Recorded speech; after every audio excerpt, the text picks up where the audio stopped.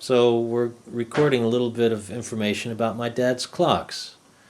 So we're going to look at a clock today. What's this clock, Dad? The French Empire clock. It was made in about 1850 in France. The triumph of French clockmakers.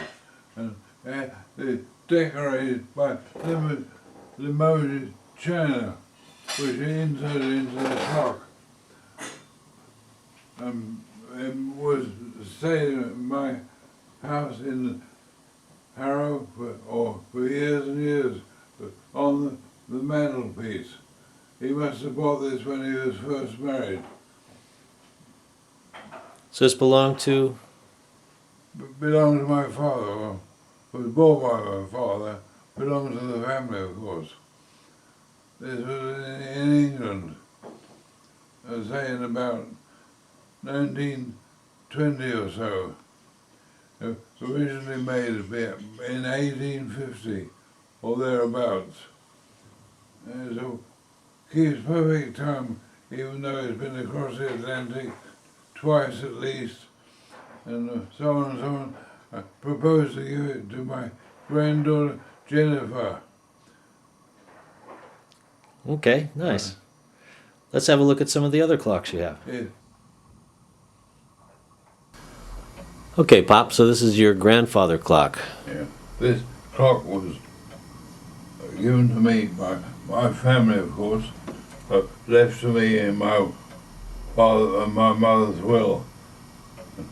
They sent it to me from England to America. It was actually made in England. You'll see that it's very plain. It's gold thing here. Paint was probably that, and the fact that the hands are made of iron, cast iron, not stamped out of a piece of sheet metal. This is really original. The whole clock is probably about 150 years old. Another indication, fact is, English clock is that You get it? You see that the weights are made of lead, which is typical of English clocks and untypical of American clocks, which use a weight made of stones. You can see the pendulum, which is a so-called 1 second pendulum.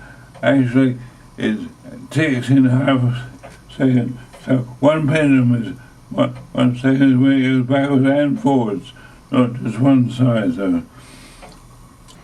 You see that the dial is again very plain, and there are no spandrels in the corners like a lot of grandpa clocks have, which again makes me think it's a quicker clock. This clock dates from about 1806, and it was made in Birmingham, I think, but certainly made in England. It's one of the best English clocks that they made. It's very massive, very heavy, and it keeps excellent time. It probably was either in a bank or something like that, where it was the main timepiece of the house. It again is a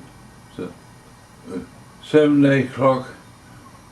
It dings on the hour. This clock cost me about £40, which I bought in Teddington in England. The pendulum is attached or secured by a screw for travelling. It's a very massive clock and very good timekeeper. Was probably made in Birmingham by an apprentice.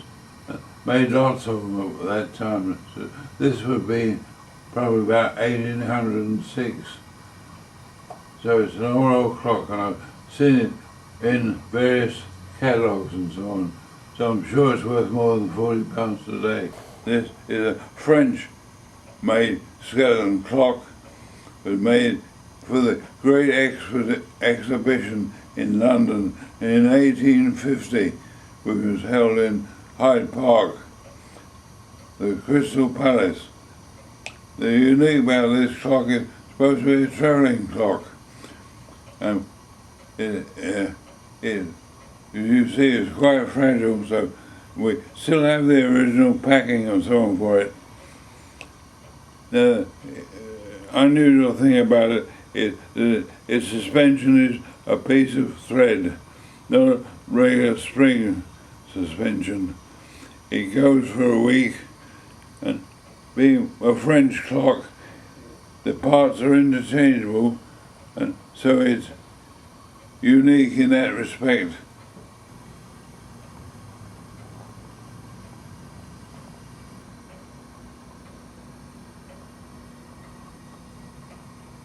Okay, Pop, why don't you tell us about our mystery clock? The mystery clock is interesting because the works are not visible. Actually, what happens is our hand is rotated together with a glass disc, which is all part of the thing. The glass disc is moved by an electric motor in the bottom. These clocks were made in Illinois, I think it was, about 1930, something like that. And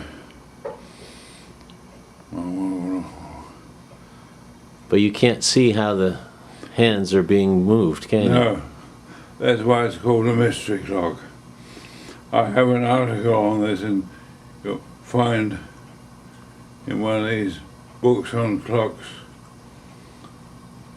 Anyway, it's American. It was, as I say, made in Illinois by the Golden Clock Company, and I fitted a new electric motor to it. This is a strange clock which I bought from a rummage sale.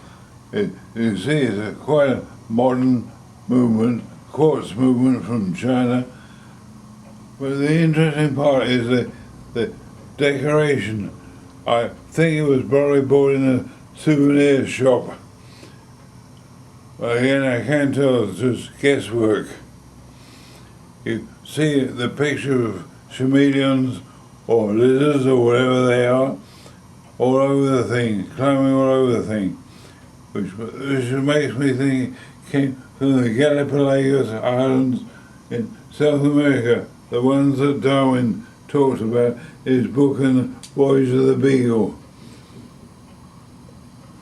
I think that's all I've got to say, Tom.